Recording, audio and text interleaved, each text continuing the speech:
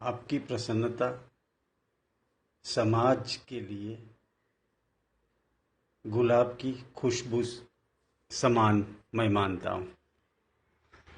आप अपनी प्रसन्नता की खुशबू समाज में फैलाओगे तो एक बड़ा पुण्य का काम होगा। हमें प्रसन्न चित्त रहने की कोशिश करनी चाहिए। क्या है कि हम छोटी छोटी बातों में मायूस हो जाते हैं, दुखी हो जाते हैं, हताश हो जाते हैं। जैसे ऐसा लगता है कि हमारा कोई है नहीं। ऐसा नहीं है भाई। आपका दोस्त अंतर्यामी आपके हृदय में विराजमान है। आपको, हम लोगों को क्या करना चाहिए कि जब जब दिल मायूस हो जाए तब उसे याद करना चाहिए। हालांकि लोग दुख के समय अपने मित्र को याद करते हैं, अपने फ्रेंड को याद करते हैं।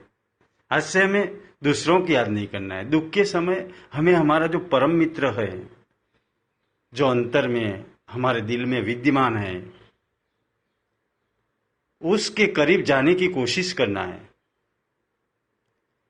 और ये नामुमकिन नहीं है, मुमकिन है। जरूरत है सिर्फ प्रयत्न की।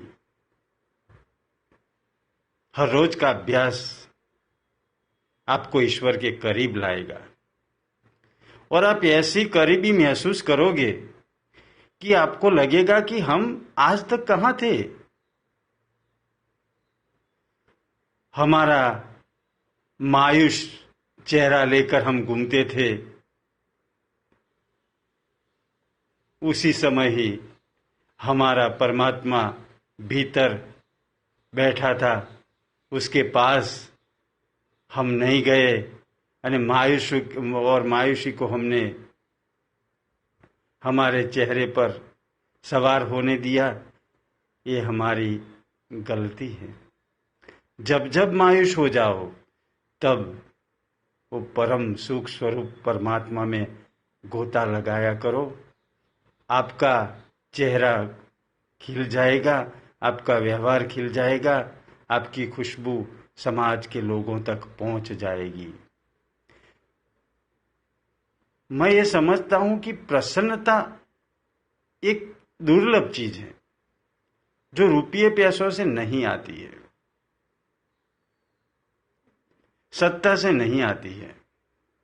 आती है ऊपर ऊपर, ऐसा लगता है कि प्रसन्नता है, लेकिन गहराई में कुछ न कुछ खटक बनी रहेगी। जब तक हमने उसका दीदार नहीं किया तब तक दुख का अंत नहीं होगा। कुछ पाया खुश हो गए, कुछ गवाया दुखी हो गए। खुश होना, दुखी होना, ऐसा करके हम अपने जीवन का समय नष्ट कर रहे हैं। समय अनमोल है। बीता हुआ समय वापस नहीं आता है। अति मूल्यवान समय की जो कदर नहीं करता है उसका भविष्य अच्छा होगा, वैसी कोई गारंटी नहीं दे सकता।